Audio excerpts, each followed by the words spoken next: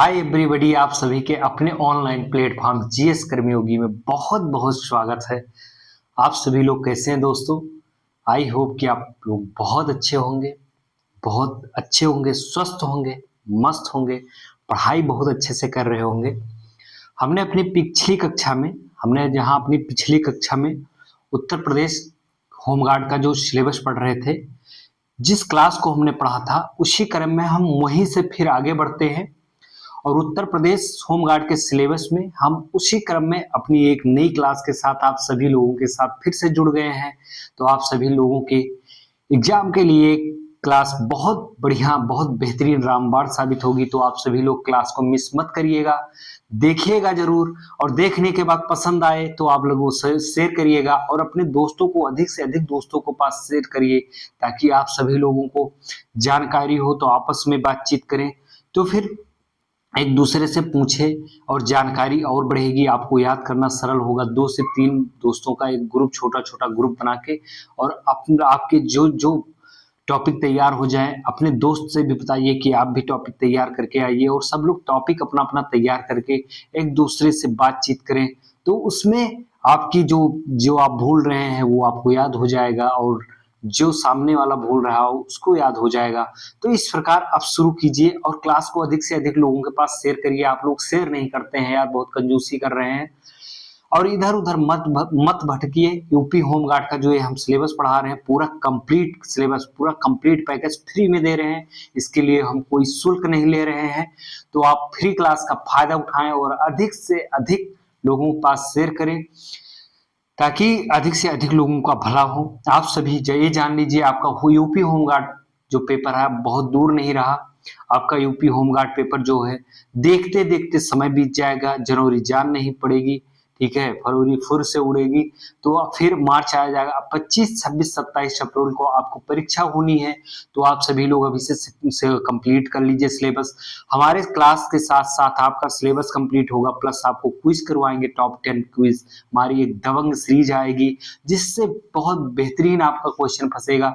पहले आपको syllabus complete करना होगा, सिलेबस कंप्लीट कर लीजिए। हमारे पास कल 2 बच्चों का फोन आया और वो बहुत परेशान थे। हमने पूछा क्या हुआ, वो बताया सर होमगार्ड का क्विज दे रहे थे और बहुत खराब पेपर हुआ। हमने कहा बेटा, सबसे पहले तो आप अपना सिलेबस कंप्लीट कर लीजिए, ये कोई परेशानी होने की बात नहीं है। टेस्ट खराब होने से आपकी परीक्षाएं नहीं तय हुई है, इससे ये पता चलता है कि आपकी तैयारी परिपूर्ण नहीं है, आपने सिलेबस कंप्लीट नहीं किया।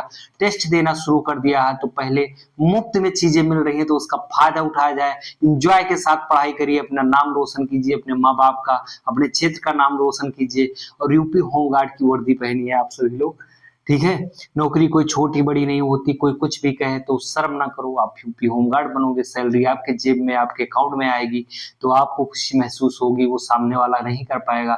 बस यूपी होमगार्ड के भर्ती के नाम पे आप डर से, शर्म से अपना बता नहीं पा रहे हैं। निसंकोच आप किसी भी पोस्ट पे काम करिए, खुल के करिए, मस्त से करिए, कोई पोस्ट बेकार नहीं होती, ठीक है। जो जहां पे है वहीं पे अपने आप को खुश महसूस करिए।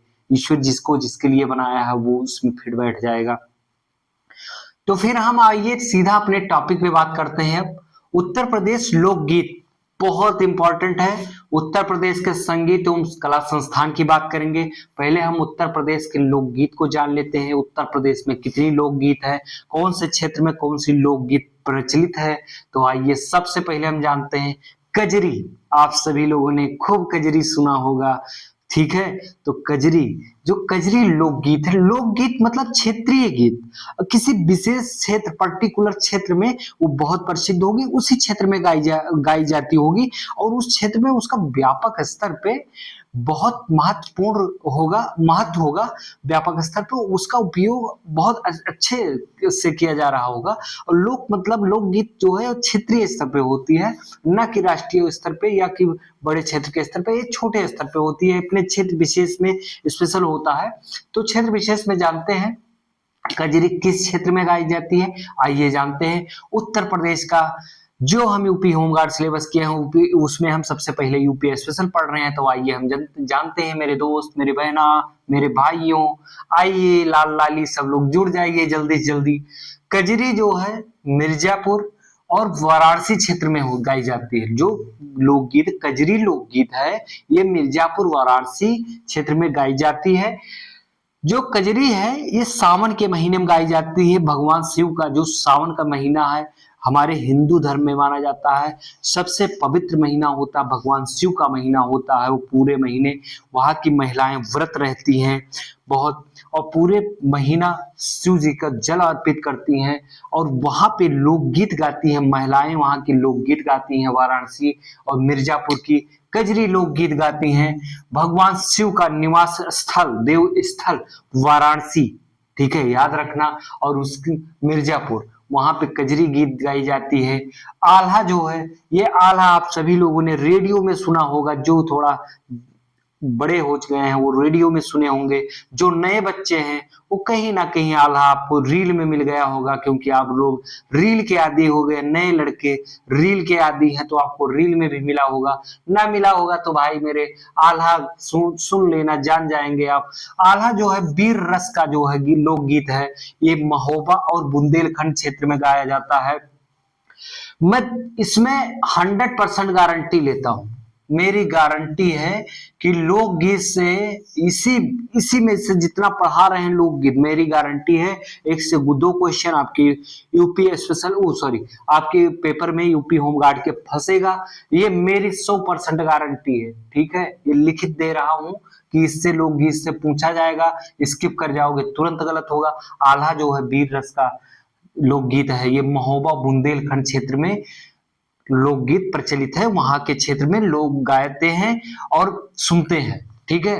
होरी रसिया, ओ हो होरी रसिया, ये बहुत बेहतरीन गीत है। ये आपके बरसाना और ब्रज क्षेत्र में गाई जाती है।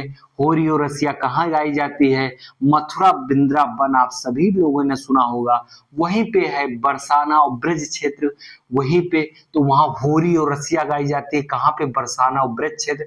मैं गारंटी लेता हूं मेरे दोस्त, मेरे भाइयों, मेरे बहना, मेरे लाल लाली, कि ये क्वेश्चन यहाँ से पूछा ही पूछा जाएगा। अब जो मैं कल से क्लास लिया हूँ बहुत बहुत इंपॉर्टेंट हो गई है क्लासें, बिल्कुल मिस मत करिए, इधर उधर मत भटकिए, सिलेबस कंप्लीट कीजिए। चैता या चैती, इसको बहुत जगह चैता भी लिखा जाता है, बहुत जगह चैती भी लिखा मिलता है। ये कहाँ गाया जाता है? पूर्वांचल में गाया जाता है। कहाँ का लोकगीत है? पूर्वांचल का लोकगीत है। बिरहा जो है कहाँ गाया जाता है? आप सभी लोगों ने सुना होगा। बिरहा जो है वो यादव समाज से या यदुवंशी समाज से जोड़ के माना जाता है। इसके लिए कोई बुरा मत मानना भाई, ठीक है। मुझे जो जानकारी है देखता हूँ जिस सोसाइटी में प्रचलित है उसके अनुसार मैं बता रहा हूँ, इसके लिए दिल पे मत लेना यार, ठीक है। ये पूर्वांचल क्षेत्र में, पूर्वी उत्तर प्रदेश क्षेत्र में गाया जाता है, ठीक है। ये पूर्वी उत्तर प्रदेश का लोकगीत है। सोहर जो है पूर्वांचल में गाया जाता है, विशेषता अवध। जब आपके घरों में कोई पुत्र के रत्न की प्राप्ति होती है, पुत्र जब पैदा होता है तो आपके घरों में सोहर गाया जाता है। ललना लाल हुई है कुलवा के दीपक, तो आप सभी लोगों ने इस सोहर को सुना होगा। ये विशेष तौर पर पूर्वांचल यानी कि अवध क्षेत्र में गाया जाता है। सोहर जो है ये पूर्वांचल क्षेत्र का लोकगीत है। होली गीत जो है वृंदावन की है। होली गीत कहाँ की है? वृंदावन की है। नोट्स बनाते रहना, नोट्स अगर नहीं बनाएंगे तो स्किप हो जाएगी। आप जब तक एग्जाम आएगा तब तक ये चीजें आपके दिमाग में टिकने वाली नहीं है। ये कॉम्पिटेटिव चीजें हैं, आपके दिमाग में 2 से 3 दिन तक रहेंगी, ठीक है। या 2 बार क्लास देखना, ठीक है। होली गीत जो है वृंदावन क्षेत्र की है। झूला गीत जो है वृंदावन क्षेत्र की है। झूला गीत जो है वृंदावन क्षेत्र की लोकगीत है। ईश्वरी फाग जो है बुंदेलखंड क्षेत्र की है। बहतर भील जो है लोकगीत रुहेलखंड क्षेत्र की है आपके। मल्होर या मल्हार जो मिलेगी लिखा, ये दोनों एक ही है। एक और भी क्षेत्र की लोकगीत है। ढोला या रागिनी जो है लोकगीत, ये पश्चिमी क्षेत्र की लोकगीत है। मेरे दोस्त, मेरे भाइयां, मेरे बहना, मेरे लाल लाली, आप सभी लोग नोट्स बना लेना। मैं बार बार कह रहा हूं आपके लिए, ये बहुत उत्तर प्रदेश का कोई भी पेपर आप देंगे तो बच नहीं पाएंगे यूपी स्पेशल से। आपको पढ़ना ही पड़ेगा, पढ़ेंगे नहीं तो सिलेक्शन होगा नहीं, सिलेक्शन नहीं होगा तो आप बेरोजगार रहेंगे, आपकी सामाजिक कोई इज्जत नहीं होगी, ठीक है। और आप अपने आप को बहुत क्या बताएं किस स्थिति किस जोन में लेकर जाओगे। आजकल के युवा कहाँ तक सोच जाते हैं, मैं भी नहीं सोच पाता वहां तक, ठीक है। तो ये आप नोट्स बनाते रहे, ठीक है, नोट्स बनाओगे आपको रिवीजन करने में आसानी होगी, आपका पेपर आ जाएगा। मैं इतना कंटेंट भी नहीं देता हूँ, मेरी क्लास 15 से 20 मिनट के बीच होती है, कभी कभी 21-22 मिनट की हो जाती है, ठीक है। तो आप जब नोट्स बनाते रहेंगे तो आपको नोट्स में 5 से 7 मिनट में रिवीजन करने में आसानी होगी, तो पेपर के टाइम पे आपका पेपर बहुत अच्छा होगा। वरना बात नहीं मानोगे तो कोई जो बात नहीं मानेगा वो अपना खुद जिम्मेदार होगा। मेरा काम है कहना, और आप अपने लिए खुद जिम्मेदार बनिए और नोट्स बना डालिए मेरे भाई, ठीक है। आप स्किप करके भाग रहे हो, और क्लास को 1 से 2 बार जरूर देखिएगा। फिर हम उत्तर प्रदेश के संगीत एवं कला संस्थान के बारे में जानेंगे। यहाँ से भी मैं 100% गारंटी लेता हूँ, यहाँ से भी क्वेश्चन फंसेंगे, ठीक है। तो कुछ टॉपिक जो है उत्तर प्रदेश स्पेशल में, यूपी स्पेशल में, जो आपके एग्जाम में 1 से 2 क्वेश्चन फंसेंगे, उसको आप छोड़ के नहीं भाग सकते। लोकगीत, उत्तर प्रदेश संगीत संस्थान, उत्तर प्रदेश के त्योहार, ठीक है, पर्व, ठीक है, जो नृत्य जो है, ठीक है, उसको संगीत कला ये सब नहीं छोड़ सकते, कुछ भी नहीं छोड़ सकते। आपको पढ़ना पड़ेगा, आपके सिलेबस में दी, अगर आपके सिलेबस में कोई चीज दी गई है ना तो बेकार नहीं है, उसको पढ़ना पड़ेगा। आप नहीं पढ़ोगे क्वेश्चन एग्जामिनर को तो पूछना है, एग्जामिनर क्वेश्चन पूछेगा, आप बता पाओ या ना बता पाओ, जो पढ़ के जाएगा वो करके आएगा, जो नहीं पढ़ेगा वो भैया अपना जो मर्जी वो गोला भर के आ जाएगा, मानसिक रूप से बहुत प्रसन्नता महसूस करेगा। रिजल्ट आने के बाद जो प्रसन्नता महसूस होगी वो जिसका पेपर अच्छा होगा वही महसूस कर पाएगा, फील कर पाएगा। अगर वो प्रसन्नता वो खुशी महसूस करनी है, अपने घर वालों को वो खुशी देनी है, तो आपको नोट्स बनाना पड़ेगा, आपको पढ़ना पड़ेगा, आपको अपनी जिम्मेदारी स्वयं लेनी होगी। हम आइए अब फिर बात करते हैं उत्तर प्रदेश के संगीत एवं कला संस्थान की। 1966 में, कब, 1966 यानी कि 1966 में क्षेत्रीय सांस्कृतिक केंद्र की स्थापना हुई थी। कब हुई थी, अगर पूछा जाए सीधा सीधा छपेगा। 1966 में क्षेत्रीय संगीत संस्थान केंद्रों की स्थापना कब हुई थी, 1966 यानी कि 1966 में हुई थी। भातखंडे संगीत संस्थान लखनऊ में सबसे पुराना संगीत संस्थान है। भातखंडे संगीत संस्थान लखनऊ में है, जो उत्तर प्रदेश में। मैं इस संस्थान को बहुत बार देखा हूँ, गिनती नहीं कर सकता हूँ कितनी बार देखा हूँ इस संस्थान को, ठीक है। क्योंकि मेरी जो ग्रेजुएशन की पढ़ाई लिखाई शिक्षा दीक्षा हुई है लखनऊ यूनिवर्सिटी से हुई है, ठीक है, तो मैं इसको बहुत बार देखा हूँ। सबसे पुराना जो संगीत संस्थान है उत्तर प्रदेश का वो भातखंडे संगीत संस्थान है। बाकी ये क्लास आपकी प्रयागराज से संचालित हो रही है, ठीक है। 1926 में, ठीक है, 1926 में मेरिस कॉलेज ऑफ हिंदुस्तानी म्यूजिक के नाम से इसकी नींव पड़ी थी। इसका नींव कब पड़ा था, वो 1926 में मेरिस कॉलेज ऑफ हिंदुस्तानी म्यूजिक, ठीक है, के नाम से इसकी नींव पड़ी। 1960 में, याद रखना, आजादी के बाद 1960 में इसका नाम भातखंडे हिंदुस्तानी संगीत महाविद्यालय पड़ा, जो कि अब ये, ठीक है, वर्तमान में बहुत प्रसिद्ध है संगीत संस्थान क्षेत्र, ठीक है। याद रखना सबसे पुराना है मेरे भाग। अब पूछा जाएगा सीधा सीधा, राज्य ललित कला अकादमी की स्थापना कब हुई थी, या राज्य ललित कला अकादमी कहाँ पे है। मेरे भाई नोट करना, मेरी बहना नोट करना, राज्य ललित कला अकादमी जो आपका है इसकी स्थापना 1962 में कहाँ हुई थी, लखनऊ में हुई थी, ठीक है। इस संस्थान की स्थापना राज्य ललित कला अकादमी, फिर से बोल रहा हूँ, बार बार बोल रहा हूँ, बार बार बातों को दोहरा रहा हूँ, राज्य ललित कला अकादमी 1962 में स्थापना हुई थी। कहाँ पे है, लखनऊ में इसकी स्थापना हुई थी। भारतेंदु नाट्य अकादमी, भारतेंदु नाट्य अकादमी की स्थापना 1975 में हुई थी। इसकी स्थापना कहाँ पे हुई थी, लखनऊ में हुई थी। याद कर लेना मेरे दोस्त, मेरे भाई, मेरे बहना। उत्तर प्रदेश संगीत नाट्य अकादमी की स्थापना कब हुई थी, उत्तर प्रदेश संगीत नाट्य अकादमी की स्थापना कब हुई थी, 1963 में हुई थी, 1963 में हुई थी। कहाँ हुई थी? लखनऊ में हुई थी। अयोध्या शोध संस्थान, ठीक है, जो कि जिसका नाम है तुलसी स्मारक भवन, ठीक है। अयोध्या शोध संस्थान यानी कि वर्तमान नाम है तुलसी स्मारक भवन। इसकी स्थापना 1986 में हुई थी, यानी कि 1986 में हुई थी। ये कहाँ पे इसकी स्थापना हुई थी? अयोध्या में इसकी स्थापना हुई थी। राष्ट्रीय कथक संस्थान, ठीक है, इसकी स्थापना कब हुई थी? 1988 या 1989 में, यानी कि 1988 1989 में हुई थी। कहाँ पे हुई थी इसकी स्थापना? लखनऊ में हुई थी। बहुत इंपॉर्टेंट क्लास है उत्तर प्रदेश लोक संगीत, उत्तर प्रदेश लोकगीत, याद कर लेना। हमने बता दिया है, आएगा छपेगा, हमने कह दिया तो छपेगा, ठीक है। संगीत कला एवं संस्थान से भी छपेगा।